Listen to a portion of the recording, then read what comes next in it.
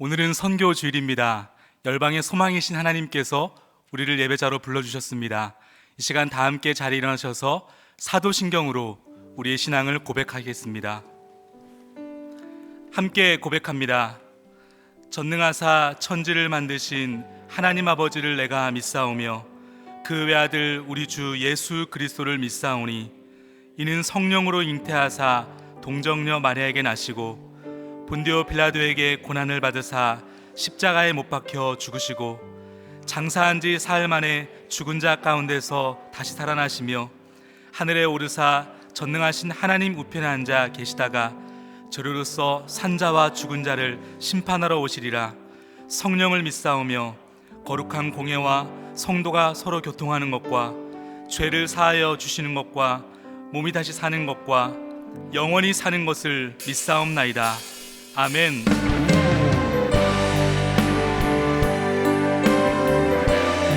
우리의 마음과 정성과 뜻을 다하여 하나님을 찬양하며 나아갑니다. 찬양하며 주님을 예배할 때 하늘 가득한 주의 영광 보리라. 나를 통하여 나의 입술을 위하여 주의 이름 높임을 받으소서. 지금 서 있는 이곳에서 높임을 받으소서. 내가 밟는 땅 주님의 땅이니 하늘이 주의 이름 높이 올리며 넓은 바다가 주를 노래해. 모든 만물 주를 경배해.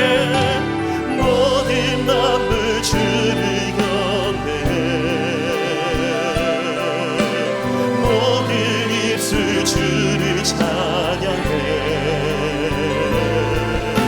천지를 만드신 만물의 통치자 높임을 받으소서.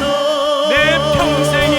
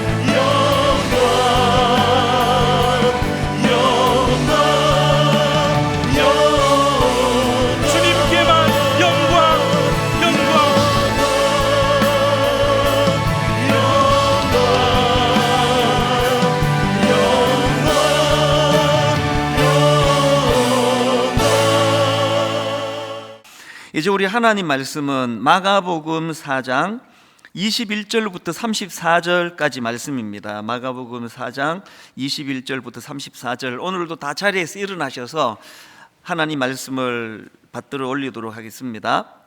21절 제가 먼저 읽습니다. 또 그들에게 이르시되 사람이 등불을 가져오는 것은 말 아래에나 평상 아래에 두려함이냐 등경 위에 두려함이 아니냐. 드러내려 하지 않고는 숨긴 것이 없고 나타내려 하지 않고는 감추인 것이 없느니라. 들을 귀 있는 자는 들으라. 또 이르시되 너희가 무엇을 듣는가 스스로 삼가라. 너희의 헤아리는 그 헤아림으로 너희가 헤아림을 받을 것이며 더 받으리니. 있는 자는 받을 것이요 없는 자는 그 있는 것까지도 빼앗기리라. 또 이르시되 하나님의 나라는 사람이 씨를 땅에 뿌림과 같으니 그가 밤낮 자고 깨고 하는 중에 씨가 나서 자라되 어떻게 그리 되는지를 알지 못하느니라. 땅이 스스로 열매를 맺되 처음에는 싹이요 다음에는 이삭이요 그 다음에는 이삭에 충실한 곡식이라. 열매가 익으면 곧 낫을 대나니 이는 추수 때가 이르렀음이라. 또 이르시되 우리가 하나님의 나라를 어떻게 비교하며 또 무슨 비유로 나타낼까? 겨자씨 한 알과 같으니 땅에 심길 때에는 땅 위의 모든 씨보다 작은 것이로되 심긴 후에는 자라서 모든 풀보다 커지며 큰 가지를 내나니 공중의 새들이 그 그늘에 깃들일 만큼 되느니라. 예수께서 이러한 많은 비유로 그들이 알아들을 수 있는 대로 말씀을 가르치시되 비유가 아니면 말씀하지 아니하시고 다만 혼자 계실 때에 그 제자들에게 모든 것을 해석하시더라. 아멘. 자리에 앉으시기를 바랍니다. 예전에 그 인순이라는 가수가 그 위의 꿈, 이 노래를 불렀던 그 기억을 아마 많은 분들이 하실 텐데요. 그 노래 시작이 이렇습니다. 난 꿈이 있었죠. 버려지고 찢겨 남루하여도 내 가슴 깊숙이 보물과 같이 간직했던 꿈. 혹 때론 누군가가 뜬모를 비웃음 내 등 뒤에 흘릴 때도 난 참아야 했죠. 참을 수 있었죠. 그날을 위해. 늘 걱정하듯 말하죠. 헛된 꿈은 독이라고. 세상은 끝이 정해진 책처럼 이미 돌이킬 수 없는 현실이라고. 그래요. 난 꿈이 있어요. 그 꿈을 믿어요. 저 차갑게 서 있는 운명이란 벽 앞에 당당히 마주칠 수 있어요. 언젠가 나 그 벽을 넘고서 저 하늘을 높이 날 수 있어요. 이 노래가 많은 사람들에게 공감을 불러일으킨 것은 이 노래를 부른 이 인순이 씨의 상황이 그 노랫말하고 너무 흡사한 겁니다. 뭐 다 아시겠지만 인순이 씨는 한국인 어머니와 흑인 아버지 사이에서 태어난 혼혈 한국인 아닙니까? 뭐 지금은 많이 좋아졌지만 그 당시로는 이 혼혈인에 대한 사회적인 편견이 뭐 얼마나 심했습니까? 그러니까 그 어린 시절에 뭐 자라는 과정 자체가 그 상처 뭐 그 덩어리일 거라고 생각합니다. 게다가 홀어머니와 둘이서 살아가다가 보니까 경제적으로는 학교를 다닐 수 없을 만큼 그렇게 어려운 살림살이였다, 이렇게 알려져 있는 분인데요. 이 인순이 씨가 귀한 것이 이런 여러 가지 역경 속에서도 이 멋진 가수를 향한 꿈, 이 꿈 하나 때문에 그 모든 역경을 다 이겨내고 결국은 뭐 아주 실력 있는 가수로 그렇게 자리매김할 수 있었던 거, 이게 참 너무 귀한 모습 아니겠습니까? 그래서 이 그 위의 꿈, 이 노래는 뭐 그야말로 인순이의 꿈, 이렇게 제목을 바꾸어도 하나도 이상하지 않습니다.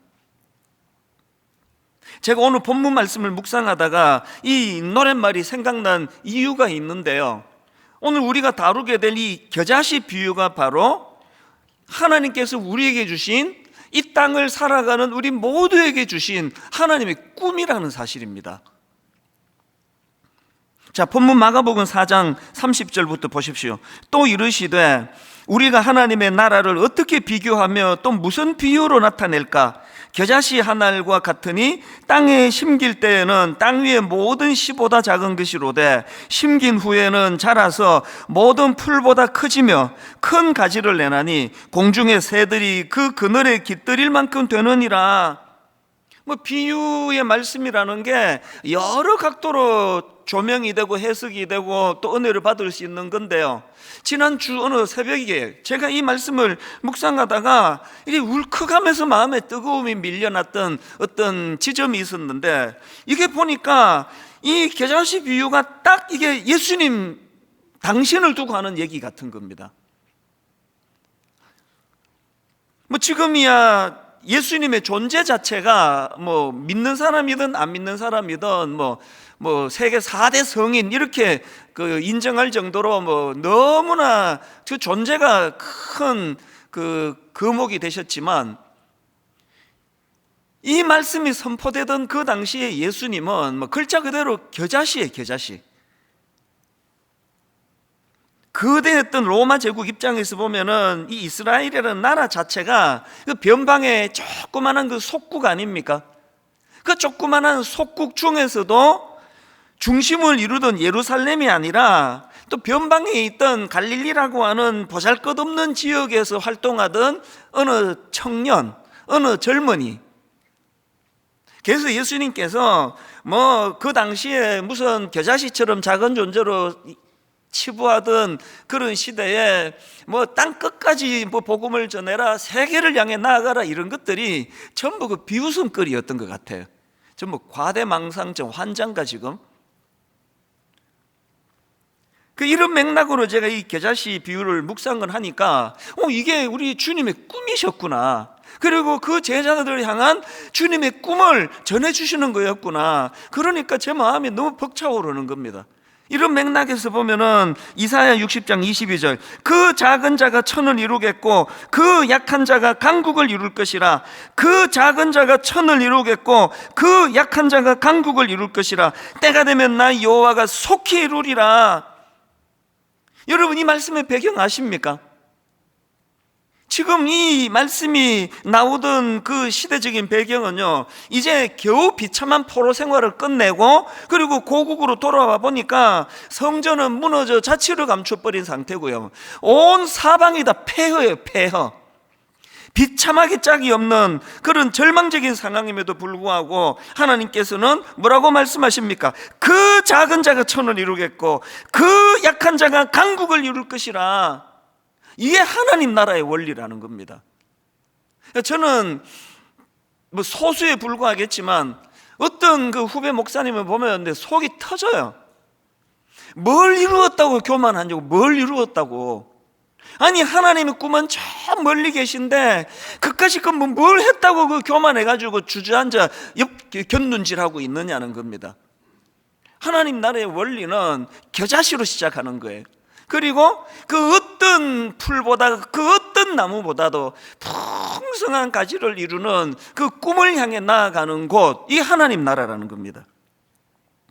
이런 맥락에서 보면은 히브리서 11장 1절 3번 얘기입니다. 믿음은 바라는 것들의 확신이요, 믿음은 바라는 것들의 확신이요, 이루어진 거 아닙니다.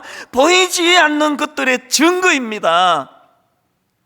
너무너무 내 마음이 벅찼던 것은 20대 초반에 여러 번 말씀드렸잖아요. 겨자씨만도 못한 존재였습니다. 영어를 잘할 줄을 압니까? 저를 그냥 후원해주는 든든한 아버지가 계시기를 했습니까?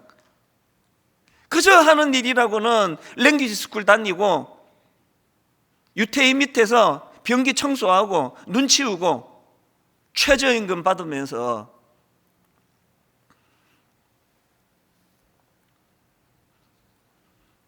또 주유소에서 일할 때는 3교대 주유소, 24시간 오픈하는 3교대 주유소에서 밤 11시부터 아침 7시까지 밤을 꼬박 새고 주유소에서 일하고, 그리고는 이제 씻고 바로 학교를 가는데 정신 말짱하게 들어도 그 미국 교수님 강의가 하나도 안 들어오는데 그렇게 밤새고 몽롱해가지고 무슨 대학을 내가 졸업하겠냐고요, 내가.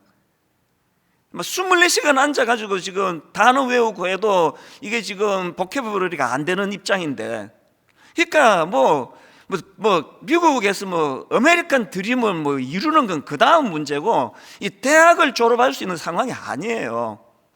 너무너무 겨자씨처럼 초라하고 비참한 상황인데, 하나님께서는 제 마음속에 무엇을 심어주시느냐. 오늘 본문 말씀, 아까 읽어드린 이 말씀에 빗대어 말씀을 드리자면, 그 작은 자가 천을 이루겠고 그 약한 자가 강국을 이룰 것이라. 믿음은 바라는 것들의 확신이요 보이지 않는 것들의 증거입니다. 계속 꿈이 꾸어지는 거예요. 계속 가슴이 벅찬 겁니다. 하나도 지금 내가 뭘 할 수 있는, 이 현실을 뚫고 갈 수 있는 게 하나도 없는데, 여러분, 이게 하나님 나라예요. 이게 믿음의 세계예요. 오늘 본문에 나오는 이 겨자씨 비유도 이런 맥락으로 읽어야 하는데요, 오늘 우리가 본문으로 삼은 이 본문 말씀은 크게 세 단락으로 나누어져 있습니다. 첫 번째 단락은 21절부터 25절까지 말씀인데요, 이 첫 번째 단락의 핵심을 한마디로 정리하면 이렇습니다. 하나님의 말씀을 좀 주의 깊게 들으라. 이 첫 번째 단락의 강조점입니다. 자, 21절 22절, 또 그들에게 이르시되 사람이 등불을 가져오는 것은 말 아래에나 평상 아래에 두려함이냐 등경 위에 두려함이 아니냐. 드러내려 하지 않고는 숨긴 것이 없고 나타내려 하지 않고는 감추인 것이 없느니라. 이 말씀의 핵심은요, 하나님의 나라의 비밀은 감추어 두는 데 목적이 있는 게 아니다. 가능한 한 널리 알리는 데 목적이 있다. 그 내용이고요. 그 다음 24절도 마찬가지입니다. 또 이르시되 너희가 무엇을 듣는가 스스로 삼가라. 너희의 헤아리는 그 헤아림으로 너희가 헤아림을 받을 것이며 더 받으리니, 이 말씀은 너희에게 무슨 말씀이 들려지든지 주의해서 들어야 한다. 이걸 강조하는 말씀이거든요. 그러니까 이 첫 번째 단락인 21절부터 25절에서 강조되는 말씀의 포인트는 이겁니다. 비밀을 얻고 못 얻고는 듣는 자의 태도에 달려있다. 그만큼 듣는 자의 책임이 크다. 이걸 지금 강조하는 말씀이 첫 번째 단락입니다. 그런가 하면은 이 두 번째 단락은 26절부터 29절까지인데요, 이 말씀의 포인트는 뭐냐? 하나님 나라는 하나님의 주권적 통치에 의해 이루어져 가는 것이다. 이걸 강조하는 포인트입니다. 자, 26절, 또 이르시되 하나님의 나라는 사람이 씨를 땅에 뿌린 것 같으니 그가 밤낮 자고 깨고 하는 중에 씨가 나서 자라되 어떻게 그리 되는지를 알지 못하느니라. 땅이 어떻게 해요? 스스로 열매를 맺되. 여기 보면은요, 이게 주님이 지금 과장법을 구사하시는 거 아닙니까? 농부가 하는 일은 씨 뿌리는 것 말고는 아무것도 없습니다.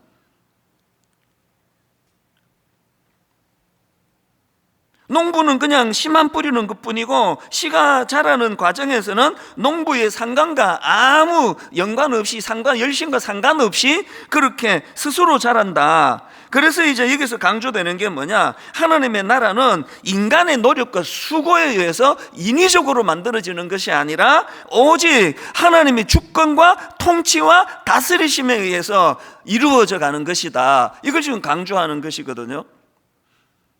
저는 이 말씀을 묵상하면서 요즘에는 이제 올 연말이면 29교회로 이제 분립이 되다 보니까 저의 개척 초기 생각이 많이 납니다.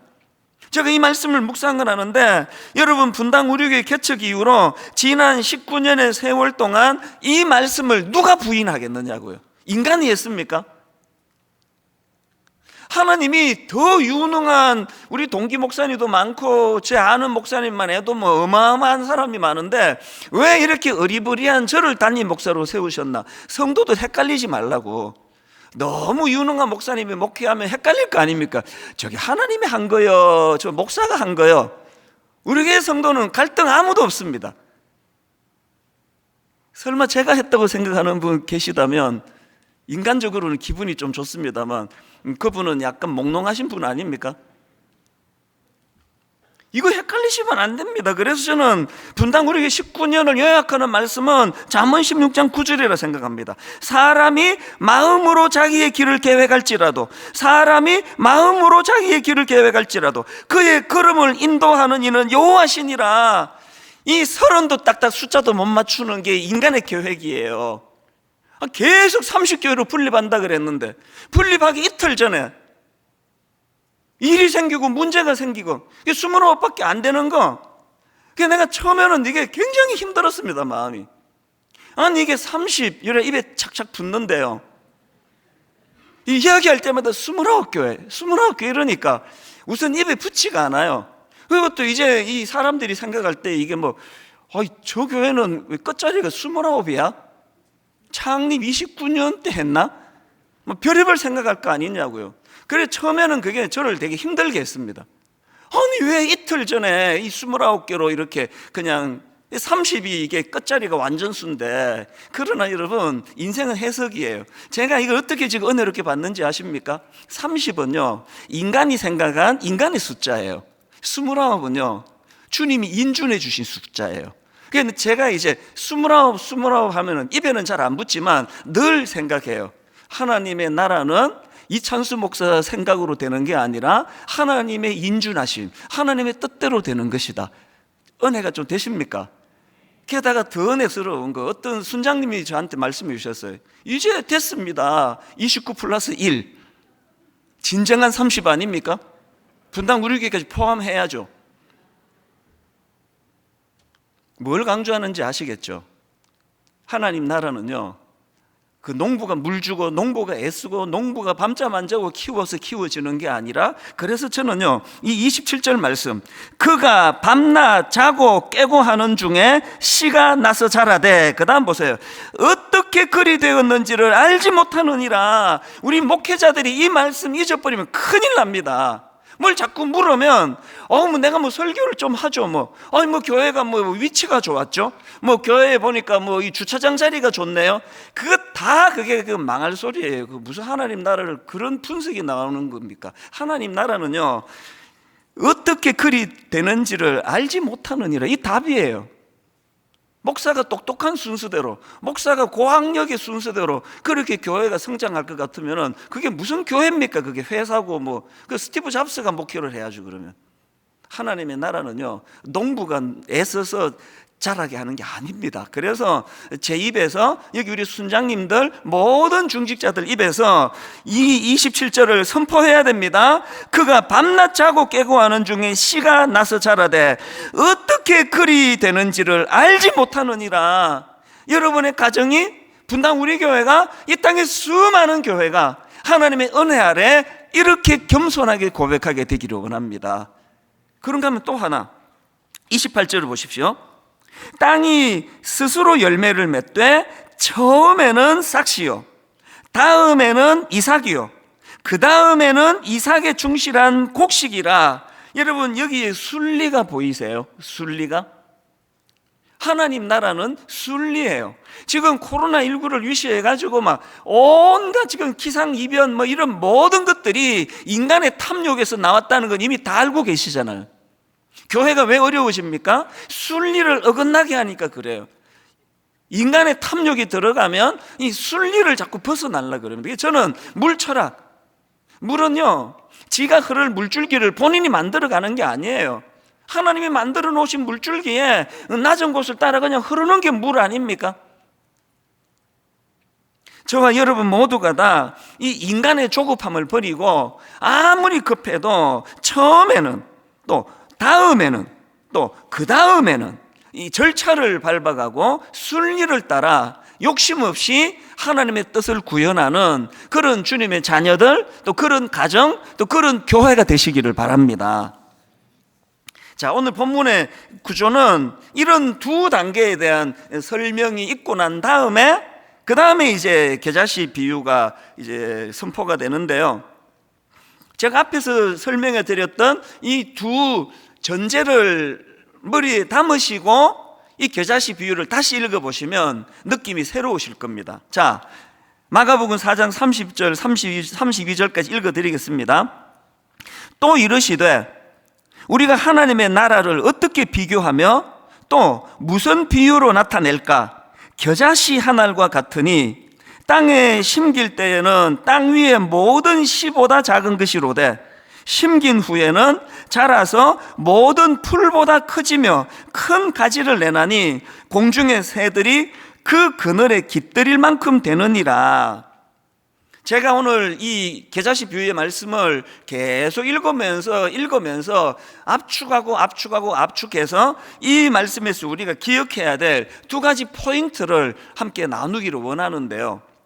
자, 여러분, 이 겨자씨 비유에서 기억해야 될 두 가지 포인트 중에 첫 번째가 뭐냐? 첫째는요, 이 32절에 나오는 말씀 그대로 인용했습니다. 심긴 후에는 자라서 모든 풀보다 크지며 큰 가지를 내나니.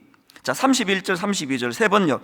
겨자씨와 같으니 그것은 땅에 심을 때에는 세상에 있는 어떤 씨보다도 더 작다. 그러나 심고 나면 자라서 어떤 풀보다 더 큰 가지들을 뻗어. 여기서 강조가 지금 뭐가 확 느껴지십니까? 지금 시작과 결과의 대조가 강조가 되어 있지 않습니까? 그래서 주님이 가장 작은 출발을 강조하기 위하여 겨자씨를 지금 설명하는 거 아닙니까? 시작과 결과의 대조, 이게 지금 강조점이라고 한다면 겨자씨와 같은 초라하기 짝이 없는 작은 시작과 그 어떤 나무보다도 더 큰 가지를 뻗는 풍성한 결과, 이 시작과 결과가 강조가 되고 이것을 이루시는 분이 하나님이시라는 것이 강조되는 거거든요. 앞에서도 말씀드렸듯이 지금 이 말씀이 선포되던 그 당시에 예수님과 그 제자들은 겨자씨만도 못한 존재로 그렇게 사람들에게 인정받지 못하던 그 상황 아닙니까? 그랬던 주님과 주님이 선포하셨던 그 하나님 나라가 2000년이 지난 지금 그 당시로는 상상을 할 수 없는 어마어마한 큰 나무가 되고 가지가 되고 그늘이 되어 쉼을 누리게 해주는 결과를 가져온 거 아닙니까?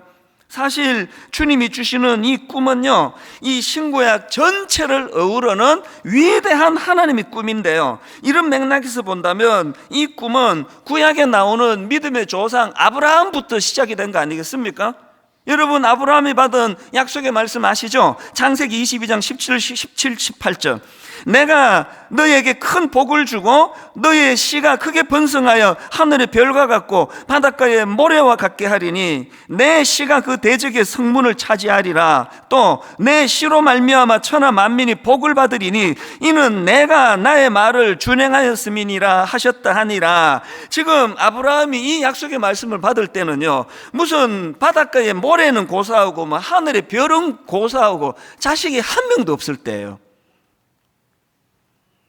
불가능하다는 상황입니다. 그래서 그 부부가 웃고 넘긴 거 아닙니까? 사례도 웃고 아브라함도 웃고 하나님의 유머가 참 놀라우시다, 그렇게 넘긴 거 아닙니까? 그랬는데 여러분, 결국은 창세기 21장 5절을 보십시오. 아브라함이 그의 아들 이삭이 그에게 태어날 때에 백세라 사라가 이르되, 그 다음 보세요. 하나님이 나를 웃게 하시니 듣는 자가 다 나와 함께 웃으리로다. 맨 처음에 사라의 몸에서 아들이 태어나리라 했을 때 웃고 넘겼던 그 웃음은 비웃음이에요. 그 비웃음이 너무나 기쁘고 감사한 감격의 웃음으로 바뀌어지는 거, 겨자씨 비유 아닙니까? 제가 아까 20대 때 이야기 해드렸잖아요. 이거 쓰레기 치우고 변기 청소하고 눈 오면 눈 치우고 산불 35전 그 당시 최저임금 받아가지고 생계도 안 되는데, 제가 그때 내 친구들 만날 때마다 나는 이제 30년 뒤에 한국에서 분당 우리 교회를 개척하고 어마어마한 사람들이 모여들고 이제 1만 소도 파서 운다는 꿈을 꾸고, 이 꿈을 가지고 가평 우리 마을을 사회에 환원하고 이러면요, 저 병원에 입원해야 돼요. 과대 망상증이라고. 그래서 그런 말 일절 안 했습니다. 그러나 어떡합니까? 꿈이 꾸어지는 걸, 가슴이 터질 것 같은 걸, 마음이 너무너무 뜨거운 걸, 끊임없이 내 마음에서 이찬수, 너 여기서 무너지는 거 아니지? 네 인생이 이렇게 끝나는 거 아닌 거 알지? 네 아버지가 금식 기도하다가 돌아가셨는데 네가 이렇게 끝내겠냐고.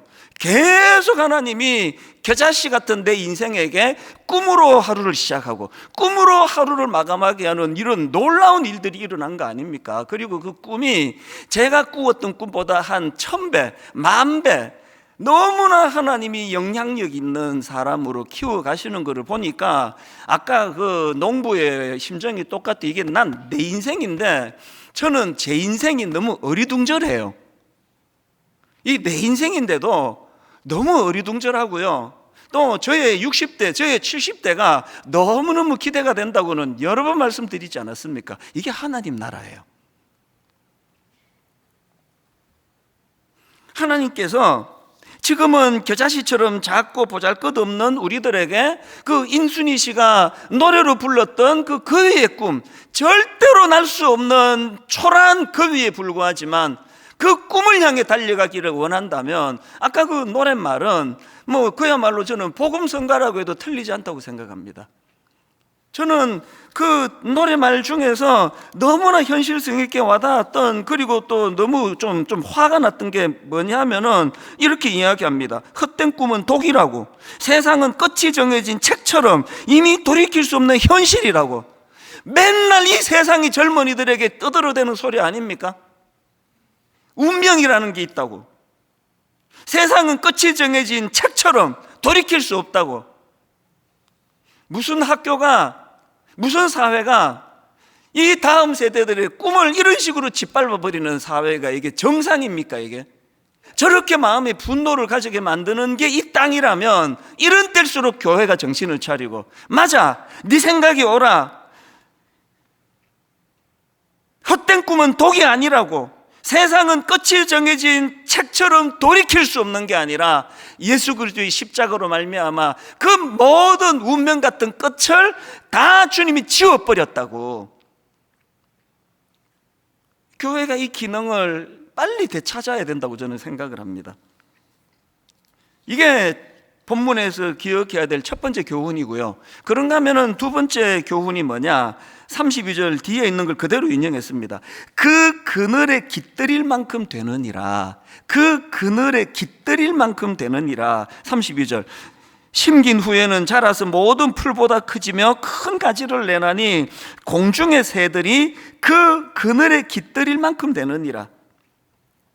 작년 이맘때 제가 마태복음 13장을 본문으로 겨자씨 비유를 한번 설교를 했던 기억이 있는데요. 그때는 마태복음 13장 32절입니다. 이는 모든 씨보다 작은 것이로되 자란 후에는 풀보다 커서 나무가 되매 공중의 새들이 와서 그 가지에 깃들이느니라. 마태복음에서는요, 공중의 새들이 가지에 깃들인다고만 되어 있는데 오늘 본문 마가복음에서는 한 걸음 더 나아가 새들이 왜 깃드는지 이유를 설명하고 있습니다. 본문 32절. 심긴 후에는 자라서 모든 풀보다 크지며 큰 가지를 내나니 공중의 새들이 그 그늘에 깃들일 만큼 되느니라. 새들이 그 하나님 나라 그 큰 나무에 왜 모여든다고요? 그늘이 있기 때문에. 그늘. 그래서 제가 작년에 마태복음을 묵상하면서 받았던 은혜가 떠오르면서 이 그늘을 생각하는데 막 마음이 너무 뜨거워지는, 이 찬양이 저를 막 눈물을 흘리게 만들었습니다. 십자가 그늘 아래 나 쉬기 원하네. 저 햇볕이 뜨겁고 또 짐이 무거워 이 광야 같은 세상에 늘 방황할 때에 주 십자가의 그늘에 내 쉴 곳 찾았네. 이 찬양이 왜 제 눈물인지 아세요? 20대 초반의 주중에는 삶 자체가 절망이에요. 영어를 할 줄을 압니까? 대학을 졸업할 희망이 보입니까? 비빌 데가 한 군데 있습니까? 유태인 가게에서 일할 때는 전부 다 유태인들이에요. 유태계 미국 사람들. 허드렛일 시키려고, 눈 치우고 이런 일 시키려고 저 하나를 딱 써가지고 영어 못하니까 자동으로 왕따예요. 하루 8시간이 시간이 얼마나 긴지 아십니까? 저를 살려준 게 주일날이고요, 저를 살려준 게 교회입니다. 눈 빠지게 기다리는 게 주일날. 교회가 왜 살아야 되는지 아십니까? 젊은이들의 그늘을 만들어줘야 되기 때문이에요. 엿새 동안에 사람 취급도 못 받고 그렇게 살아가다가 교회만 가면은 내가 주인공이, 성도님들 등 두드려 주시고, 어떤 분은 막 집에서 그냥 먹을 거 한국 음식 싸가지고 이거 갖고 가서 먹으라고 전해주시고, 그 갖고 가서 먹으라는 그거가 귀해서가 아니라 그 마음이, 주님의 마음이 느껴지니까 눈물이 나는 거 아닙니까? 그리고 말씀을 들으면서 늘 그 위의 꿈, 말씀을 들으면서 늘 겨자씨의 꿈, 그 꿈을 가지고 죽고 싶을 때도 많았고요, 아침에 일어나도 눈 뜨고 싶지 않을 때도 많았고요, 이 지긋지긋한 생활을 내가 언제 끝낼 수 있는가 절망할 때도 많았지만, 그럴 때마다 그야말로 오늘 32절, 심긴 후에는 자라서 모든 풀보다 커지며 큰 가지를 내나니 공중의 새들이 그 그늘에 깃들일 만큼 되느니라. 이 말씀을 통해 저는 두 가지 숙제를 부여받았습니다. 이게 여러분 모두의 숙제예요. 첫 번째 숙제는요, 여러분 주님의 이 호의, 우리가 먼저 그 주님이 제공해 주시는 그 그늘을 누리셔야 돼요. 호의를 베풀어 줄 때, 난 정말 내가 우리나라 사람들 내 마음에 안 드는 게 하나 있는데요, 남한테 베풀지도 못할 뿐만 아니라 베푸는 거를 호의로 받지를 못해요. 그 교회로 가다가 보면은 여기 무슨 백화점 하나 있잖아요. 그 지나가면은 저는 문을 받쳐줘요. 조금만 뒤에 누가 오면은 문을 받쳐주면요, 아니 지금 이렇게 열게 돼 있는데 문을 받쳐주는데 고맙다 그러고 지나가면 되는데 꼭 저쪽 걸 지가 열고 가. 그럼 내가 뭐가 되느냐고, 내가 얼마나 민망해요. 근데 진짜 이해가 안 돼요.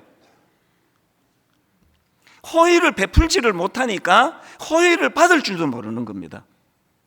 그러니 민망했던 적이 한두 번이 아니에요. 다시는 내가 이런 짓 안 한다고 했는데, 내가 그 사람 얼굴을 모르니까 또 다른 사람은 그 사람이 아니잖아요. 우리가요, 뭘 하나님 나라 일한다고 그렇게 막 설치는 것도 중요하지만 주님의 호의를 잘 감사함으로 받는 게 가장 중요한 일입니다. 그늘을 누리고 계십니까? 여러분, 주님이 제공하시는, 그래서 이 광야 같은 세상에 늘 방황할 때에 주 십자가의 그늘에 내 쉴 곳 찾았네, 이 은혜를 못 누리고 계시면 그거는 하나님 앞에 도리가 아닙니다.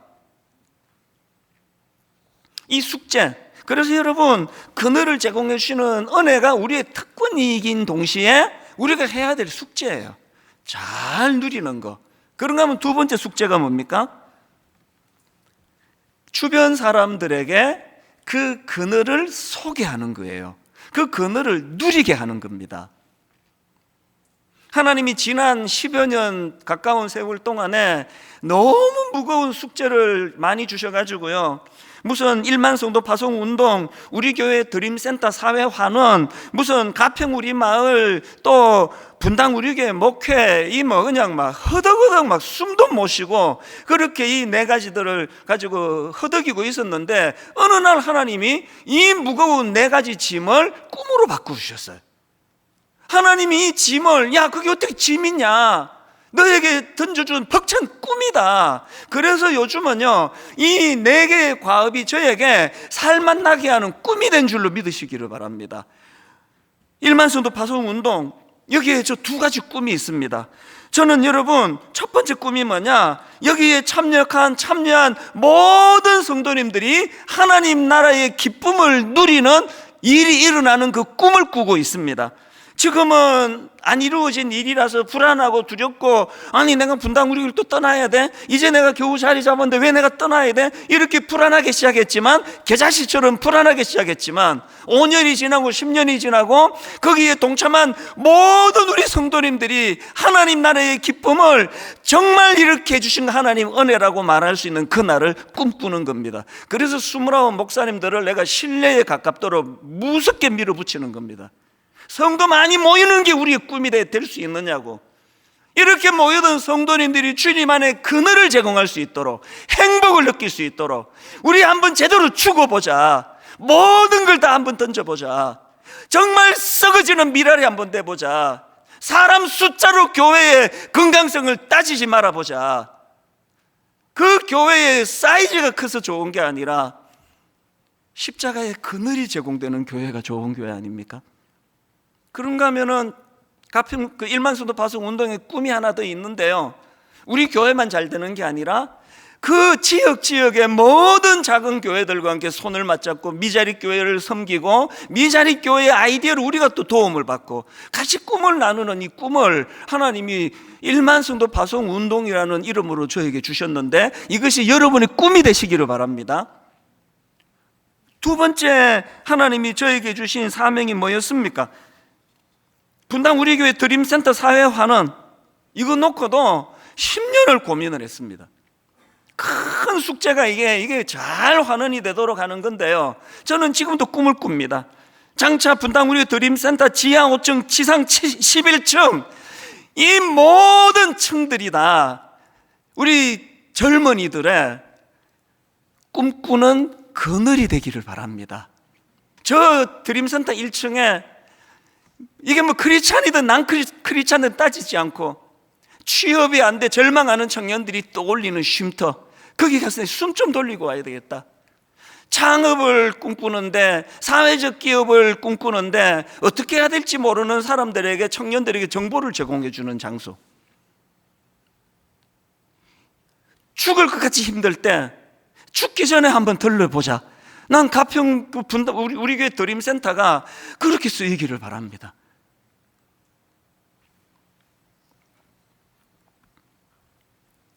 세 번째 하나님이 저에게 주신 숙제가 꿈이 됐는데, 그건 가평 우리 마을입니다. 할머니 권사님의 상상을 초월하는 그 큰 금액으로, 또 그 소리를 듣고 가평에 2만 평의 땅을 허락해 주신 그 성도님의 헌신으로 시작이 돼서 제가 가위를 누를 것처럼 괴로웠던 게, 이게 이분들에게 기쁨이 돼야 될 텐데, 아니 뭐 교회 수양관 만들려고 내가 땅 줬습니까? 이렇게 될까 봐. 그런데 여러분, 그 과정에서 하나님이 너무나 놀라운 꿈을 주셨습니다. 이 믿으시지 않은 일이 자꾸 일어나는 거 아닙니까? 저는 오늘의 말씀의 결론을 찬송가 490장으로 맺기 원합니다. 주여 지난밤 내 꿈에 배었으니 그 꿈 이루어 주옵소서.